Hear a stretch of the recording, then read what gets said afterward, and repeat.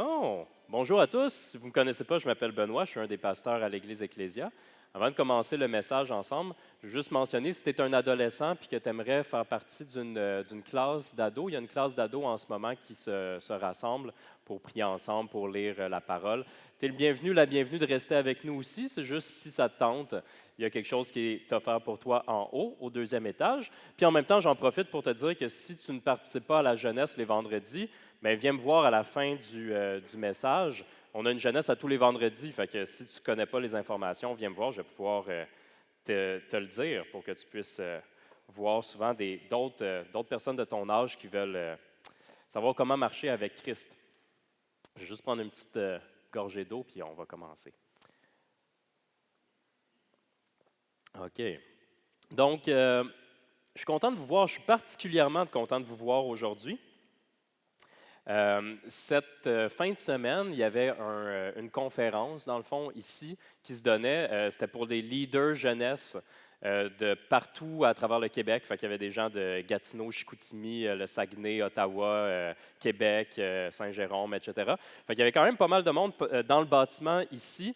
Et j'ai trouvé ça spécial parce que j'ai beaucoup apprécié. C'était comme une conférence, il y avait de la louange, il y avait des prédications. Sauf que ça m'a fait aussi avoir hâte à ce matin. Parce que c'était vraiment évident pour moi qu'on est comme dans le même bâtiment, puis c'était vraiment évident pour moi, c'est comme, c'est le fun de passer du temps avec d'autres chrétiens, de s'encourager dans un mode de conférence. J'avais hâte de passer du temps ensemble ce matin en assemblée, qu'on puisse lire ensemble la parole de Dieu, qu'on puisse trouver un repos ensemble. On prend un temps, on ouvre la parole, puis j'avais hâte de faire ça avec vous ce matin. Aujourd'hui, on va voir un passage qui est très, très important dans la trame narrative du livre des Actes. Donc, on est dans le livre des Actes, puis c'est un moment crucial. C'est un moment qui est vraiment fort de ce récit-là. C'est le récit qui nous montre que l'apôtre Pierre va témoigner de Jésus-Christ à un dénommé Corneille. Corneille, c'est un centurion romain qui va donner sa vie à Christ. C'est le début du message envoyé aux nations. C'est comme quelque chose de très important qu'on va voir ensemble aujourd'hui. C'est une histoire qui est merveilleuse, mais qui soulève une question. Puis moi, quand je le lisais puis je le relisais, je me disais, c'est tellement un moment crucial de la mission de Dieu d'envoyer le salut offert aux nations. Et vous allez voir qu'au travers l'histoire aujourd'hui qu'on va voir, l'histoire véridique, il y a plusieurs détours qui sont pris à travers plein d'intervenants, à travers plein, ça a pris du temps pour aboutir au moment où Corneille découvre qui est Jésus.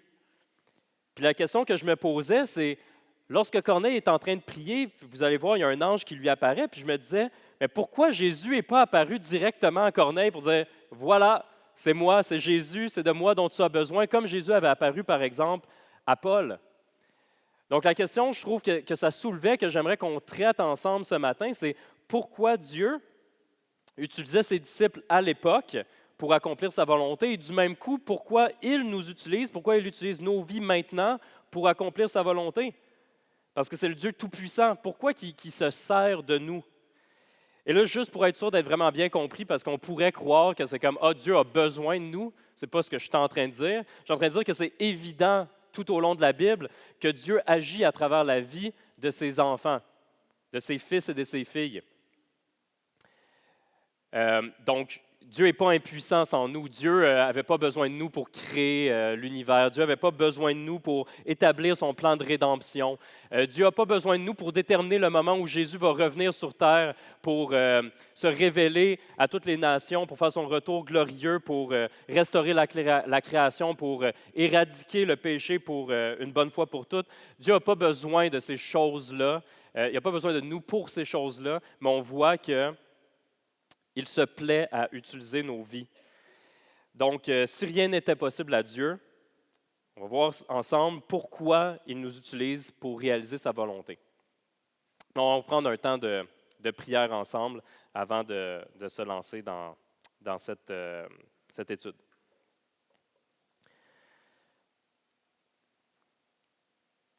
Seigneur, merci pour cette assemblée ce matin. Merci, c'est un baume pour mon cœur et une joie de pouvoir être réunis. Tu sais qu'au cours de la semaine, cette Église se réunit dans plein d'autres contextes ou plein d'autres formes. mais c'est un rythme vraiment bon, vraiment essentiel, vraiment sain que tu nous donnes de venir se rassembler à chaque semaine, toute l'Église ensemble, ton Église ici, en fait, réunie pour te louer, pour prendre un temps d'arrêt, pour se recentrer sur toi, Seigneur. Je prie de donner une écoute, mais en même temps un repos à chacune des personnes qui est ici présente pour qu'on puisse être à l'écoute, que tu puisses enlever nos soucis, nos tracas, les pensées qui tournent dans la tête et qui nous empêchent des fois de focusser sur ce que tu veux faire dans nos vies. Donc, Seigneur, je te prie d'envoyer ton esprit de façon puissante pour qu'il puisse nous guider ce matin à transformer nos cœurs, que ce ne soit pas juste un enseignement intellectuel, mais que tu puisses faire ce que seul toi peux faire, de transformer nos cœurs encore plus à chaque jour. Au nom de ton Fils Jésus. Amen. Aujourd'hui, ça va être important. Si tu n'as pas de Bible avec toi, tu peux lever ta main, on va te donner une Bible. Sinon, je sais qu'il y a des personnes qui utilisent leur Bible sur leur téléphone. On va être dans Acte 10. Donc, Acte 10, puis on va rester dans Acte 10 pendant tout le long, fait que c'est vraiment facile à suivre, mais ça va te prendre une Bible pour pouvoir suivre ensemble, parce qu'il n'y aura pas de PowerPoint pour ce matin. Donc, on suit Acte 10. De toute façon, s'il y avait eu un PowerPoint, probablement qu'il y aurait une mauvaise joke comme page couverture avec une roche qui parle avec une corneille. Là. Ça serait probablement ça, mais là, vous évitez la joke et le Photoshop que j'aurais fait. Donc, on va commencer, je vous laisse le temps, vous pouvez lever la main si vous n'avez pas de Bible avec vous, puis on va aller ensemble dans Acte 10. Dans Acte 10, on va commencer d'abord en disant qui est Corneille. Okay? Donc, si vous n'êtes pas familier avec Corneille, puis même quand on est familier avec Corneille, c'est toujours bon d'y retourner dans le passage pour aller lire les détails qu'on oublie quand ça fait longtemps qu'on n'a pas lu le texte. Qui est Corneille? On est à Acte 10, verset 1. Il y avait à Césarée un homme appelé Corneille, qui était officier dans la troupe romaine appelée cohorte italienne. Il était pieux et craignait Dieu avec toute sa maison. Il donnait beaucoup d'argent au peuple et ne cessait de prier Dieu. Une autre caractéristique de Corneille qu'on voit plus tard au verset 22, je vais faire un petit bond, là, c'est que les serviteurs de Corneille, à un moment donné, ils le présentent ainsi. Donc, les serviteurs parlent de leur maître Corneille en disant « L'officier romain Corneille est un homme juste et il craint Dieu. Toute la nation des Juifs lui rend un bon témoignage. » Donc, pour récapituler, Corneille, c'est l'officier qui est responsable d'une troupe élite de soldats de l'Empire romain, qui est comme l'empire le plus puissant à cette époque-là. Ça veut dire qu'il y a des gens de l'Empire romain qui ont jugé que lui, il avait une assez bonne tête ses épaules pour être en charge de 100 soldats, parce que c'est ça un centurion. Donc, 100 soldats d'une troupe d'élite. Okay? Il y en avait plusieurs des centurions, mais c'est quand même un rôle qui est quand même assez élevé. Puis juste ça serait assez pour monter à la tête de quelqu'un. Tu sais, moi, je n'ai pas 100 personnes à ma charge dans la vie. Et juste ça, Corneille, il pourrait dire « Hey, regardez mon statut, regardez-moi, je ne suis pas n'importe qui, je suis Corneille, l'Empire romain m'a sélectionné, je suis à la tête de 100 personnes, une troupe d'élite. » Ce que je trouve qui est incroyable du récit, c'est de voir l'humilité du cœur de Corneille malgré son statut. Je ne sais pas si vous êtes d'accord avec moi avec ça, mais c'est tellement fréquent qu'on peut voir soit dans nos vies ou dans la vie de personnes, il y a peut-être des gens qui vont te venir en tête ou peut-être aussi toi-même que tu vas te reconnaître, que souvent on s'enorgueillit ou on connaît des gens qui s'enorgueillissent de leur statut ou des choses qu'ils ont réalisées.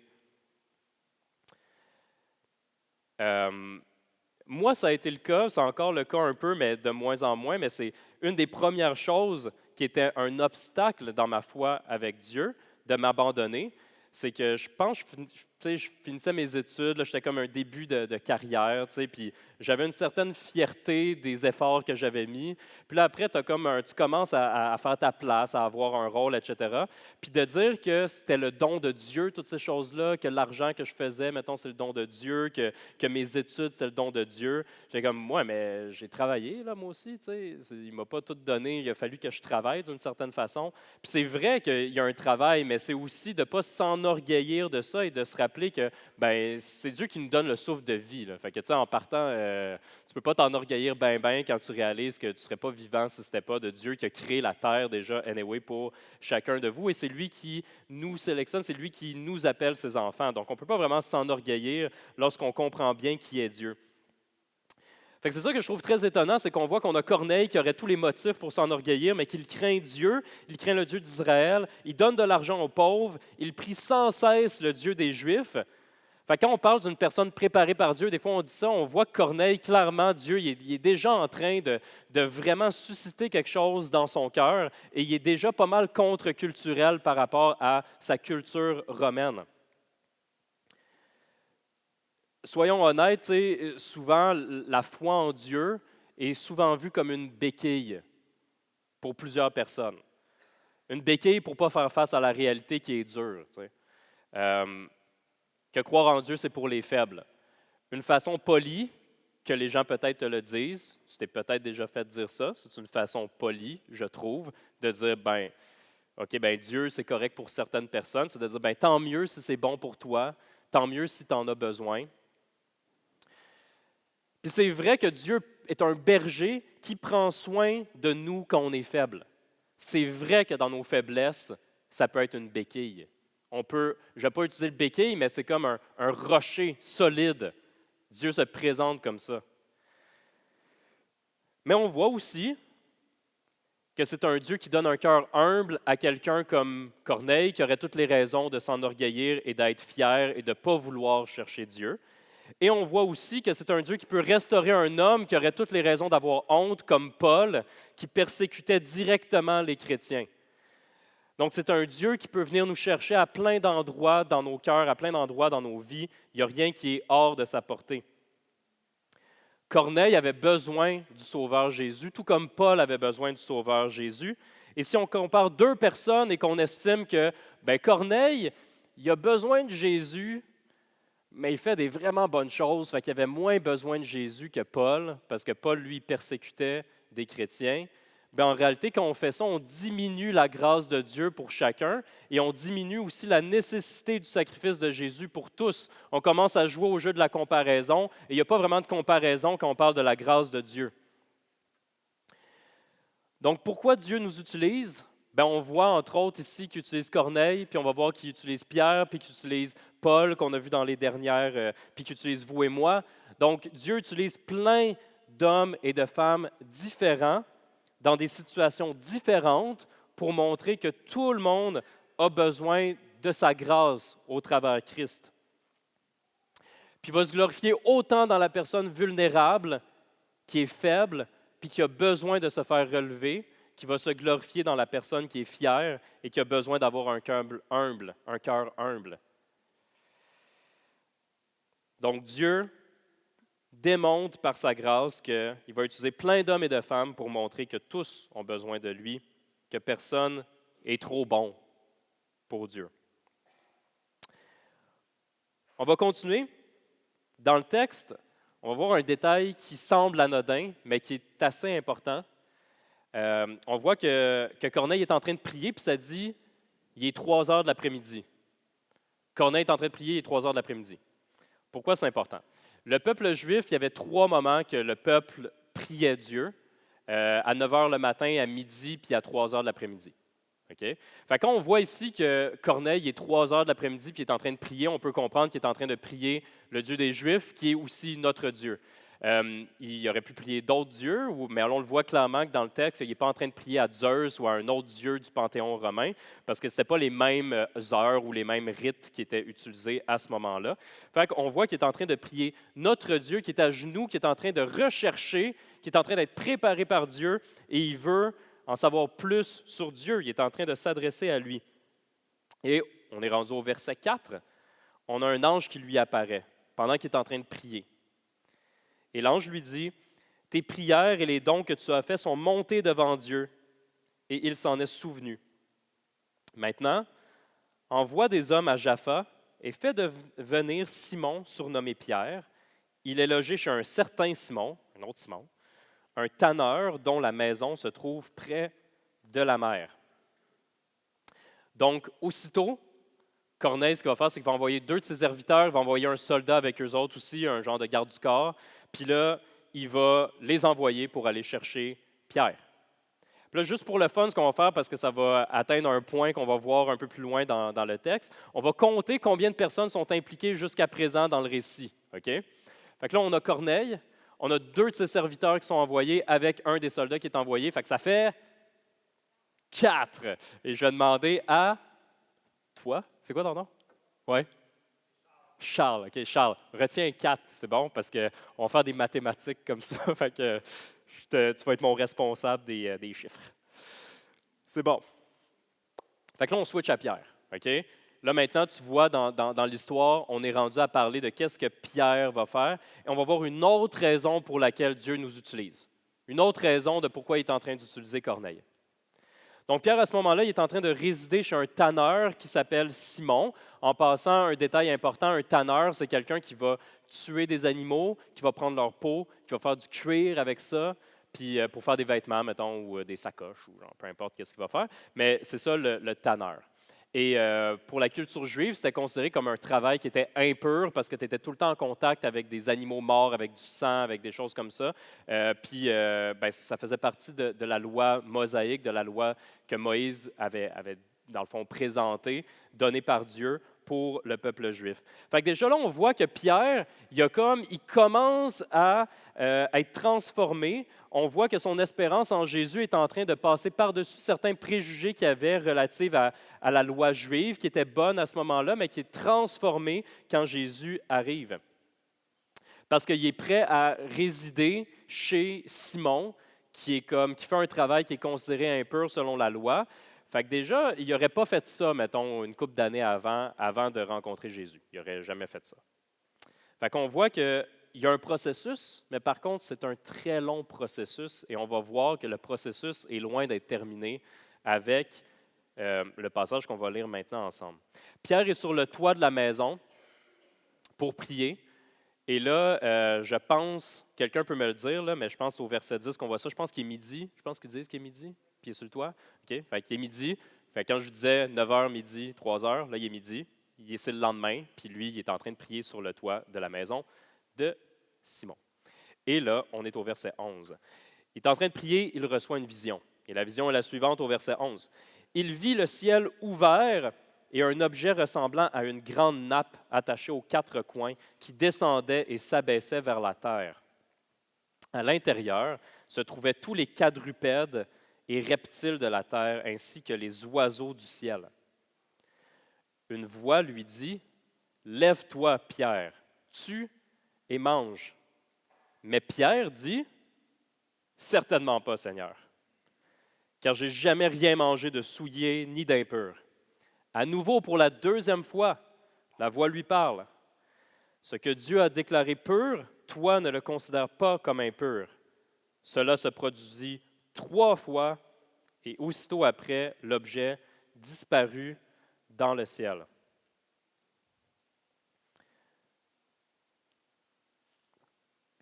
Ce qui est représenté ici, si c'est la première fois que tu lis ce passage-là, tu es comme, c'est weird comme vision. Pierre aussi trouvait ça spécial. Sauf que des fois, on peut moins bien le comprendre parce qu'on ne comprend pas la même loi juive, parce qu'on n'a pas vécu dans une culture juive. Fait que quand la voix lui dit « Lève-toi, Pierre, tue et mange », Pierre comprend directement que ce qui est annoncé, en fait, c'est la restriction, la levée des restrictions alimentaires qui séparaient les Juifs des autres nations. Puis au-delà de la bouffe, parce que la bouffe, c'est quand même important, là, comme quand tu partages la table avec quelqu'un, quand tu as une hospitalité avec quelqu'un, quand tu reçois quelqu'un chez toi, il y a quelque chose de très important là-dedans, mais aussi symboliquement, ça est en train de représenter que l'Évangile est maintenant offert à toutes les nations, qu'on est rendu là dans le plan de Dieu, que c'est ça qui va se passer. Puis c'est important de comprendre que c'est le plan de Dieu depuis le début. C'est pas Dieu qui a changé d'idée un moment donné puis qui a dit « Ah non, c'est pour les Juifs », puis là, un moment donné, il a fait comme « Ah, tu sais, ça fait des milliers d'années que c'est ça, mais là, non, j'ai changé d'idée. » Okay, son plan, il ne change pas. Mais c'était le moment que là, l'Évangile allait être annoncé aux nations. On voit que c'est le plan depuis le début parce que, par exemple, quand Dieu fait la promesse à Abraham, il va lui dire qu'il va être le père d'un grand nombre de nations. ça va au-delà de juste comme s'aligner à lui juive, mais souvent le peuple juif, il disait comme moi je suis descendant d'Abraham, c'est juste le salut va juste être offert aux Juifs, je suis descendant d'Abraham, puis il y avait une grande fierté en ça, mais on voit que non, c'était pas ça le plan de Dieu, c'était pour toutes les nations. Quelque chose de vraiment encore plus percutant, je trouve ça beau dans la Bible, il y a des histoires qui sont comme entremêlées, puis dans Matthieu 8, Jésus, il visite un autre officier romain. C'est pas le même, OK? Un autre officier romain. L'officier romain, il avait entendu parler de Jésus, puis il y avait un serviteur qui était paralytique puis qui souffrait. Fait qu'il demande à Jésus de venir, puis Jésus guérit son serviteur.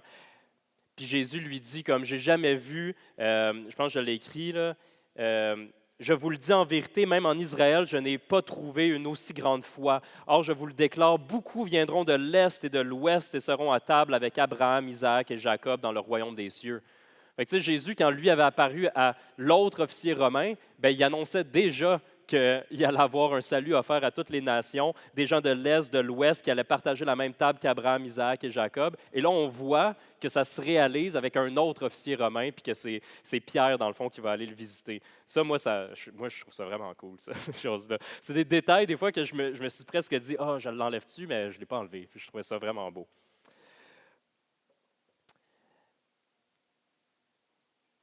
Donc, on voit que là, c'est le moment d'aller prêcher l'Évangile aux nations. Puis une des questions que je me suis posée, c'est pourquoi Dieu a révélé cette vision-là spécifiquement à Pierre en disant, c'est toi, Pierre, qui vas aller voir Corneille. Ça va commencer avec toi, ce mouvement-là. Pourquoi Pierre en particulier, qui avait un rôle important, mais qui n'était pas le seul apôtre ou le seul disciple de Christ? C'est quoi la réaction de Pierre lorsqu'il reçoit la vision? Qu'est-ce qu'il dit? Il dit « Ah non, certainement pas ». C'est sa première réaction. Je vais parler d'un concept que, en tout cas, il y a 2 personnes qui sont très familiers avec, puis d'autres personnes aussi probablement, mais c'est parce que, vous savez, il y a Antoine et Capucine qui, cette année, ils font comme l'Académie Mouvement Jeunesse, puis en ce moment, ils sont en train de voir un processus qui s'appelle « Des fruits jusqu'à la racine ». Okay? J'aimerais ça qu'on le fasse avec Pierre. Ce que ça dit, c'est que dans une situation comme ça, des fois, on va avoir des réactions qui vont arriver automatiquement, puis ça démontre quelque chose, des fruits qu'on va dire des fruits de la chair, qui vont révéler des racines plus profondes qui ne sont pas ancrées à bonne place. T'sais. Fait qu'ici, quand il dit certainement pas, pourquoi que Pierre, il ne veut pas? Qu'est-ce qui le dérange? C'est quoi les fruits qu'on est capable de voir? Qu'est-ce que vous voyez? Faites de même. Là. Pourquoi il dit non? Parce que c'est impur? Exact. Il est comme dégoûté, il est impur. C'est impur, ces choses-là. Il y a d'autres choses? Il est quoi? Accroché à ses traditions, il est puritain, OK? Toutes ces choses-là. Il est accroché à quelque chose, à une éducation qu'il a eue, puis il trouve ça dégoûtant, parce que lui, il n'a jamais touché à ça, ces animaux-là. Puis le but, c'est pas de dire, non, OK, là, mange du chevreuil, mange du porc. C'est pas ça le but automatique, c'est de dire, non, plus profond que ça, c'est de dire, maintenant, l'Évangile est offert à toutes les nations. Mais on voit qu'ici, il y a quelque chose qui est comme une espèce de supériorité morale. Et ce que ça révèle, c'est son attachement pour la loi juive qui continue. Et ce qui dérange, c'est que le salut est offert pour les Juifs. Plusieurs années après ça. Déjà là, ça, c'est un test d'obéissance. Hein? Puis Pierre, il va aller voir Corneille. Il ne va pas dire « non, non, je ne le fais pas ». Il va y aller.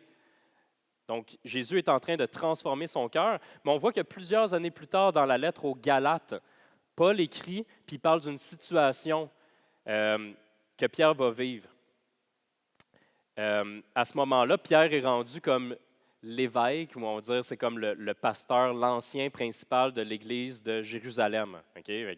Il a comme un grand rôle important. Puis Paul écrit ça dans Galates 2, verset 11. « Mais lorsque Pierre est venu à Antioche, qui était une église, je me suis ouvertement opposé à lui parce qu'il était condamnable. En effet, avant la venue de quelques personnes de l'entourage de Jacques, il mangeait avec les non-juifs, parce que l'église d'Antioche, c'était toutes des non-juifs. C'est comme une des premières églises qu'il n'y avait pas vraiment de juifs. C'était vraiment partie de le travail d'évangélisation qu'on va voir qui commence avec Corneille. Là. Puis là, ça a abouti à une première grosse église de non-juifs, qui était l'église d'Antioche. Fait que là, il est en train de manger avec des non-juifs, mais après l'arrivée de ses amis juifs, il s'est esquivé et s'est tenu à l'écart par crainte des circoncis. Fait que quand il a vu la gang juive qui est arrivée, là, il mangeait avec les non-juifs, il a fait comme OK. Il est allé s'asseoir avec les personnes juives, tu sais. Puis plus tard, Paul, il dit la chose suivante, il dit « Cependant, nous savons que ce n'est pas sur la base des œuvres de la loi que l'homme est déclaré juste, mais au moyen de la foi en Jésus-Christ. » Un travail vraiment profond qui se fait dans le cœur de Pierre, c'est de tout le temps dire comme « OK, là j'ai comme un attachement à mon éducation, à la loi, sauf que Jésus transforme ça. Puis le problème, c'est que s'il ne laisse pas transformer, ben il va se couper des portes avec des personnes. Il va dire ah, ben là, je mange avec vous, mais là, oh, là je ne mange plus avec vous. » Tu sais. Puis on limite comment Dieu peut nous utiliser. Les nouveaux fruits qu'on va voir qui sont transformés, c'est que clairement, Pierre se rappelle qui est Jésus et là, il va agir avec obéissance, il va se rendre disponible. Dans les applications, toi et moi, on est pareil comme Pierre, OK? Puis il y a tout un volet là-dedans, dans comme nos préjugés qu'on a, qui fait qu'on s'empêche d'aller parler à certaines personnes, puis qu'on choisit, moi, je vais aller parler à ce groupe-là, mais pas à ce groupe-là, qui fait qu'on agit selon les plans de Dieu, mais pas complètement. Parce qu'il y a des domaines de nos vies aussi, des fois, pas juste des personnes qu'on veut parler, mais des domaines de nos vies qu'on est comme ah, ça, certainement pas, Seigneur. Ça, touche pas à ça, certainement pas, Seigneur. Ça, oui, OK, ça, je travaille là-dedans, mais ça, non, certainement pas, Seigneur. Je vais laisser David en parler plus parce que c'est comme un message complet. Fait que la semaine prochaine, on va continuer un peu dans cette notion-là de c'est quoi des fois les préjugés envers différents groupes qui ne nous ressemblent pas ou envers différents trucs dans nos vies qu'on ne laisse pas on laisse pas Jésus transformer nos cœurs sur ces choses-là en particulier. Et ça peut nous limiter en fait à cause des racines qui ne sont pas à la bonne place. Je pense que c'est bien de dire, souvent on dit on est comme croyant, c'est vrai, on croit en Jésus-Christ, mais il faut se rappeler qu'on est souvent incrédule dans beaucoup de petits domaines de nos vies. T'sais. Fait qu'il faut tout le temps se rappeler l'Évangile et comment ça transforme nos cœurs dans différents domaines et de ne pas juste tout le temps se dire ouais, on est croyant, ouais, on croit en Jésus, ouais, on croit en Jésus, mais sur quel point tu es incrédule que Jésus peut vraiment agir? Donc pourquoi Dieu nous utilise? Dieu nous utilise aussi parce qu'à travers ça, il peut transformer notre cœur, puis on peut grandir en lui. C'est une autre raison pour laquelle Dieu nous utilise. On va continuer, puis on va regarder une autre raison, vraiment une dernière raison pour laquelle Dieu nous utilise. On se rappelle tantôt, on avait compté avec combien de personnes qui étaient impactées dans l'histoire. Il y en avait, Charles? 4. Merci. Donc, là, les hommes sont envoyés par Corneille. Ils arrivent chez Simon le tanneur. Il va s'adresser à Pierre. Et là, Pierre va leur raconter, là, ils vont tous partager c'est quoi qui s'est passé. Ils vont dire, ben nous, on travaille pour Corneille, il a dit de venir te chercher. Là, Pierre vient juste d'avoir la vision. Fait que là, comme pouf, il y a tout de suite des gens qui viennent le voir puis ils disent, ah oui, nous, on a notre maître, il n'est pas juif, puis là, il veut te parler. Fait que c'est évident pour Pierre que c'est comme, OK, là, c'est ça que Dieu veut me montrer, il faut que je les accompagne. Et là, ça nous dit que quelques-uns des frères de Jaffa l'accompagnèrent. Jaffa, c'est la ville dans laquelle il était. Combien de personnes l'ont accompagné? Je ne le sais pas, mais il y a d'autres personnes qui étaient dans l'entourage de Pierre qui ont décidé de faire le chemin avec lui, puis sont revenus avec les 2 serviteurs et le garde du corps. Fait que combien de personnes l'ont accompagné? On va dire 4. Okay? Je ne sais pas, là, ça ne le dit pas dans le texte. 3, 4, OK, fait 4 plus 4, on est rendu à 8. Super. Ils arrivèrent à Césarée le jour suivant. Là, toute cette petite gang-là de 8 ou 10, je ne sais pas, ils arrivent, Corneille les attendait, il avait invité sa parenté et ses amis intimes. Bon, combien qu'il y a de gens dans ta parenté et tes amis intimes? Je ne sais pas. Ça peut être 8, ça peut être 25, je ne sais pas. Okay? Mais quand les gens sont arrivés, Corneille n'était pas tout seul, il était comme « Hey, il y a quelqu'un qui s'en vient, là, puis il vient m'annoncer une bonne nouvelle. Là, Dieu, il m'a dit qu'il y a quelqu'un qui s'en venait. » Fait qu'il a rassemblé toute sa famille, tous ses amis proches, puis il a dit « Hey, on attend. » Il avait hâte qu'il arrive. Fait que peut-être qu'on est rendu on était à 8, 25, 30, 40 personnes. Tu peux arrêter de compter, Charles. C'est bon. Lorsque Pierre, on va regarder qu'est-ce qui se passe quand il arrive, OK? On est au verset 25. Lorsque Pierre entra, Corneille, qui était venu à sa rencontre, se jeta à ses pieds et se prosterna. Hey, t'imagines-tu pour Pierre, qui est comme pêcheur de profession, là, mettons, là, puis que là, il y a comme un officier romain à la tête de 100 personnes qui est à genoux devant lui, puis il est comme « Ah, je t'écoute, je t'écoute. » Puis qu'est-ce que Pierre il va dire? Pierre le relève, il prend zéro la gloire pour lui-même. Pierre le relève en disant « Lève-toi, moi aussi je suis un être humain. » Tout en conversant avec lui, il entra et trouva beaucoup de personnes réunies. « Vous savez, leur dit-il, qu'il est interdit à un Juif de se lier à un étranger ou d'entrer chez lui. Mais Dieu m'a montré qu'il ne faut déclarer qu'aucun être humain souillé ou impur. C'est pourquoi je n'ai pas eu d'objection à venir quand vous m'avez appelé. Je vous demande donc pour quelle raison vous m'avez fait venir. » Fait que c'est beau, je trouve ça beau parce que la veille, il était vraiment fermé, puis là, il est comme vraiment ouvert à comme, servir selon les plans de Dieu. Corneille lui raconte qu'un ange lui a apparu et maintenant, ils se sont tous réunis devant Dieu, puis là, ils veulent écouter ce que le Seigneur a demandé à Pierre de dire. Là, c'est un moment que je trouve que c'est important de lire verbatim, mot par mot, ce qui est écrit dans la Bible. Parce que essentiellement, ce que Pierre va annoncer à Corneille et à ses amis, sa parenté, etc., mais c'est la même présentation puissante de l'Évangile qui est offerte à tout le monde. Fait que si c'est quelque chose que mettons, tu ne sais pas vraiment c'est quoi que Jésus peut faire pour toi dans ta vie, que tu es comme, j'ai pas vraiment compris, il n'y a jamais vraiment personne qui me l'a présenté, bien, c'est quand même beau de voir qu'à travers le discours de Pierre à Corneille, bien, c'est comme si Pierre pouvait l'adresser directement à toi, mot par mot. C'est la même chose qui est offerte à toi, qui toi aussi fait partie des autres nations qui ne sont pas juives, mais 2000 ans après. C'est le même espoir, la même promesse du salut qui t'est offerte à toi. On va lire ensemble du verset 34 au verset 43 comment Pierre présente la bonne nouvelle de Jésus. Alors Pierre prit la parole et dit « En vérité, je reconnais que Dieu ne fait pas de favoritisme et que dans toute nation, celui qui le craint et qui pratique la justice lui est agréable. Il a envoyé sa parole aux Israélites en leur annonçant la paix par Jésus-Christ, qui est le Seigneur de tous. Vous savez ce qui est arrivé dans toute la Judée, après avoir commencé en Galilée suite au baptême que Jean a prêché. Vous savez comment Dieu a déversé une onction du Saint-Esprit et de puissance sur Jésus de Nazareth, qui allait de lieu en lieu en faisant le bien et en guérissant tous ceux qui étaient sous la domination du diable, parce que Dieu était avec lui. Nous sommes témoins de tout ce qu'il a fait dans le pays des Juifs et à Jérusalem. Lui qu'ils ont tué en le clouant sur la croix, Dieu l'a ressuscité le troisième jour et a permis qu'il apparaisse, non à tout le peuple, mais aux témoins choisis d'avance par Dieu, à nous qui avons mangé et bu avec lui après sa résurrection. Jésus nous a ordonné de prêcher au peuple et d'attester que c'est lui que Dieu a désigné juge des vivants et des morts. Tous les prophètes rendent de lui le témoignage que toute personne qui croit en lui reçoit par son nom le pardon des péchés. Et il n'a même pas fini de dire ça qu'à ce moment, le Saint-Esprit descend sur tous ceux qui étaient en train d'écouter Pierre, sur toute la parenté, sur toute ce gang-là, puis tout le monde commence à parler en langue, et dans leur parler en langue, ils commencent à célébrer Dieu. Pierre, puis les autres personnes d'origine juive, les autres frères de Jaffa qui l'ont accompagné, capotent. Ils voient devant eux autres que là, concrètement, comme, OK, là, l'Évangile est vraiment comme offerte à toutes les nations. Et à ce moment-là, Pierre dit au verset 47, « Peut-on refuser l'eau du baptême à ceux qui ont reçu le Saint-Esprit, tout comme nous? » Et il ordonne de les baptiser au nom du Seigneur.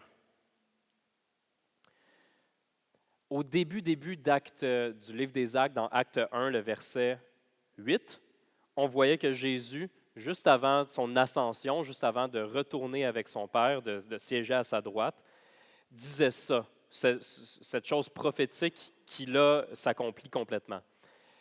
Jésus avait dit à ses disciples, « Mais vous recevrez une puissance lorsque le Saint-Esprit viendra sur vous, et vous serez mes témoins à Jérusalem, dans toute la Judée, dans la Samarie et jusqu'aux extrémités de la terre. » Tout ça a été réalisé à ce moment-là. À Jérusalem, lors du moment de la Pentecôte, ont reçu le Saint-Esprit. Après ça, après la mort d'Étienne, ils sont un peu éparpillés partout dans la région, fait qu'ils s'en vont en Samarie, ils s'en vont en Galilée, ils s'en vont partout autour. Et là maintenant, à travers Corneille, puis à travers ce premier groupe-là qui commence à parler, c'est l'Évangile qui est offert à toutes les nations, jusqu'aux extrémités de la terre. Pourquoi à ce moment-là le parler en langue? C'est une bonne question, qui est une sous-question qui a parfois divisé l'Église. Ça fait 10 ans que je suis à peu près, que je suis à Ecclésia. J'ai vu plusieurs baptêmes. Je n'ai jamais vu personne parler en langue après son baptême. C'est une réalité. Et là, la question, c'est de se dire, mais ça dit dans la Bible que c'est ça qui s'est passé à ce moment-là. Et pour certaines personnes, je ne dirais pas à Ecclésia, mais pour certaines personnes, lorsqu'il y a un baptême, une manière de l'attester, c'est que la personne va parler en langue, puis si elle n'a pas le baptême de l'Esprit, puis qu'elle ne parle pas en langue, ben, elle n'est pas vraiment sauvée. Ce n'est pas ce qu'on croit. Sinon, on serait un peu dans le chenoute, là, pour être honnête, là, parce que ça fait 10 ans qu'on est ici, il y a plein de baptêmes, puis j'ai vu personne parler en langue après son baptême, puis on n'a pas vu ce qui est ici. Ben, ça ne marche pas. Mais l'autre chose, par contre, c'est quand on lit dans le livre des Actes, il y a plein d'autres personnes qui se font baptiser aussi. Ils ne parlent pas tout le temps en langue. Mais pourquoi à ce moment-là, ils parlent en langue? Il y a des moments qui sont comme des espèces de coups de gogne ou, mettons, des coups de tambour pour symboliser que là, il y a un moment important qui est en train de se passer, qu'il y a comme une situation, une genre de révélation ou genre un accomplissement d'une prophétie. Quand les premiers disciples qui étaient à Jérusalem, le Saint-Esprit est arrivé sur eux, ils ont parlé en langue. Ici, l'Évangile offert à toutes les nations, le Saint-Esprit arrive sur eux, parlant en langue. Fait que je le vois plus de cette façon-là, pour être honnête. Et aussi, je trouve que c'est vraiment beau parce que c'est une manifestation claire aussi pour Pierre qui était là. T'sais. Pierre il est là, puis quel cadeau incroyable aussi pour Pierre de voir ça. T'sais. Il n'hésite même pas à les baptiser. T'sais. C'est comme une attestation claire, un cadeau que Dieu lui fait pour faire comme, ouais, regarde, tu as été témoin de ça parce que tu m'as suivi, tu m'as obéi, tu es allé à l'endroit que tu n'osais pas aller. Fait qu'à travers ce service-là, Dieu il l'utilise, puis finalement, il est témoin de ça, puis il se réjouit de ça. C'est une manifestation très, très claire. Pourquoi Dieu nous utilise pour accomplir sa volonté? Comme j'avais dit au début, après tout, Jésus, il aurait pu apparaître direct à Corneille, dès le début. Il apparaît à Corneille. Puis on dit, tu sais, il me semble que ça aurait sauvé du temps. C'est comme là, il y a bien des gens qui sont impliqués, il y a beaucoup de détours. Ça a pris quand même du temps à tout faire ces choses-là, mais on voit qu'à travers ce processus-là, il y a au moins 25, 30, 40 personnes qui sont impactées. Des personnes qui vont être impliquées, qui vont être transformées. Il y a Pierre qui a eu un défi à travers ça, que sa foi a été testée, que son obéissance a été testée, qui est transformé, qui laisse transformer son cœur. Lui qui résistait à l'idée de voir les barrières qui allaient être enlevé entre les Juifs et les non-Juifs, puis devient témoin oculaire de la descente de l'Esprit Saint sur des non-Juifs.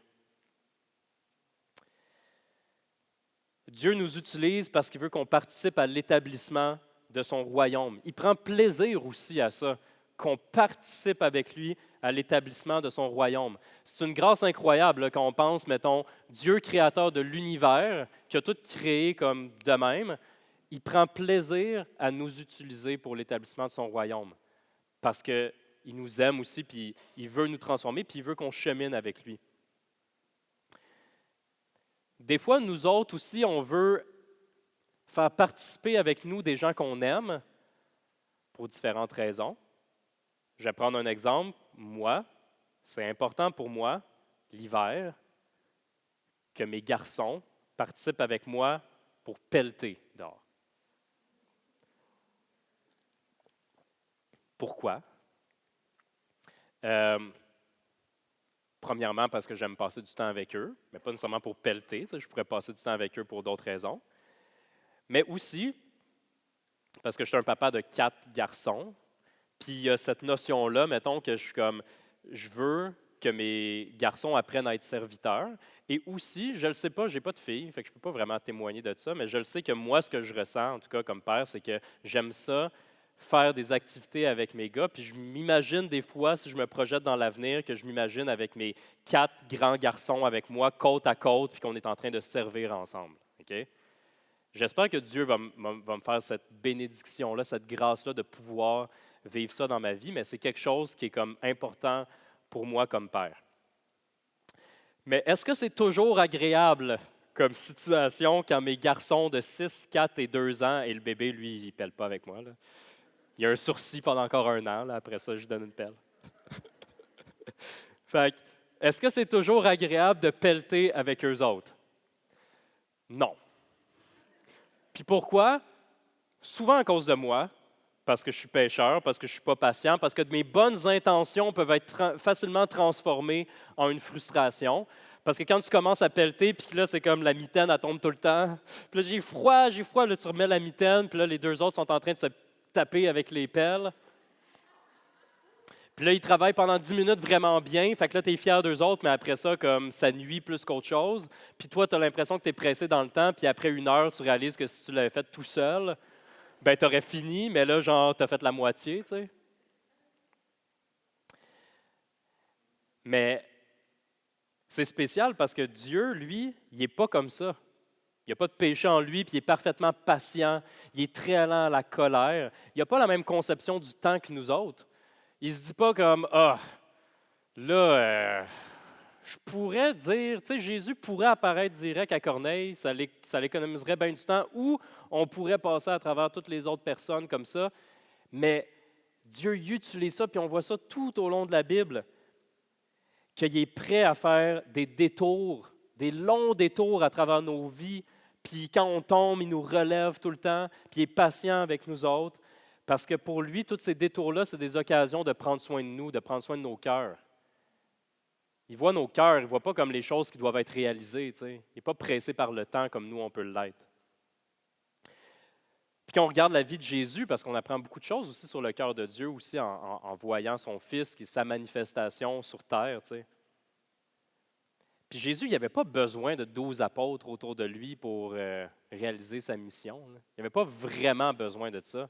Tu sais, quand on regarde là, le temps qu'il passe avec les apôtres, là, souvent, il passe plus de temps à les corriger, à les rappeler c'est quoi qu'ils devraient faire, à leur enseigner, à se répéter, à dire ah, je vous ai dit ça, les gars. Genre, là, ils se répètent, puis ça prend du temps. Puis même jusqu'à sa mort, ils n'ont pas vraiment compris. Mais là, à la résurrection, ils comprennent des choses qu'ils n'avaient pas compris pendant qu'ils étaient avec lui côte à côte. Ça prend du temps, mais Jésus aimait ses apôtres. Dieu aime ses enfants. Aime passer du temps avec nous, aime qu'on agisse avec lui dans sa mission, aime voir nos cœurs transformés. Dieu nous utilise pour nous montrer comment on peut dépendre de lui, comment on peut apprendre de lui. Dieu veut transformer nos vies pour que nos vies témoignent de Jésus-Christ. Dans la 2e lettre aux Corinthiens, au verset 18, Paul écrit à cette Église en disant « Dieu qui nous a réconciliés avec lui par Jésus-Christ, il nous a donné le ministère de la réconciliation. » En effet, Dieu était en Christ, il réconciliait le monde avec lui-même en ne chargeant pas les hommes de leurs fautes, et il a mis en nous la parole de réconciliation. Nous sommes donc des ambassadeurs pour Christ, comme si Dieu adressait par nous son appel. Nous supplions au nom de Christ, soyez réconciliés avec Dieu. C'est beau quand même de voir que nous sommes appelés à être ambassadeurs pour Christ, nous sommes des ministres de la réconciliation. Puis on peut être utilisé, puis Dieu prend plaisir à nous utiliser de cette façon-là. J'ai invité les musiciens à venir sur scène. Puis je vais finir avec une image. Une image avec des crayons. OK, j'ai 3 crayons. Quand on regarde ces beaux crayons-là, c'est lequel qui est le plus beau dans ces crayons-là? C'est lequel? Le plus grand, hein? T'sais, on le regarde, puis il y a comme, il a meilleure mine, il paraît mieux, tu sais. C'est le plus grand, c'est le plus aiguisé. J'ai vu un truc, c'est en anglais, fait que je vais vous le traduire en même temps, mais ce que ça disait, c'est « It's easy to look sharp when you're not used ». C'est facile d'avoir l'air du crayon le mieux aiguisé de la boîte quand tu n'es pas utilisé. Puis c'est vrai que lui, c'est le plus beau crayon, mettons, parmi ceux-là. Mais Dieu, il veut nous utiliser. Puis si tu appartiens à Dieu, il veut utiliser ta vie à toi. Puis Dieu veut se servir de toutes sortes de crayons. Il veut s'utiliser de grands crayons, des petits crayons, des crayons noirs, des crayons blancs, des crayons neufs, des crayons vieux. Je parle de vous en passant, vous n'aviez pas compris. Je ne parle pas juste de crayons. Puis on voit comment il a utilisé Pierre puis Corneille, qui sont complètement différents, puis il les a utilisés parce qu'il a fait la grâce de dire, j'utilise vos vies complètement différentes pour que vous puissiez témoigner de mon Fils Jésus. Puis quand on est utilisé, puis qu'on est aiguisé, puis qu'on est usé, ça n'a pas de l'air agréable, c'est difficile, mais c'est comme ça que Dieu transforme nos cœurs. C'est à travers quand on se laisse utiliser. Ça peut être très inconfortable. Puis même si le crayon pas utilisé, il a meilleure mine, celui-là, ben en réalité, la seule chose qu'il reflète, c'est que les gens peuvent regarder ce crayon-là et dire « Ah, il est beau, ce crayon-là. » Il reflète lui-même. Il reflète sa propre gloire, sa propre beauté. Mais quand tu es utilisé et tu es un crayon tout rabougri, c'est ça qu'on est appelé à être, des crayons tout rabougris, tout aiguisés, tout usés. Sauf que la réalité, c'est qu'on est utilisé comme crayon dans les mains du Créateur, de l'Artiste suprême, qui peut dessiner avec nos vies un merveilleux portrait de Jésus-Christ pour que quand les gens voient nos vies, voient les petits crayons rabougris, bien, ils ne voient pas nos vies, qu'ils puissent voir la beauté de Jésus-Christ.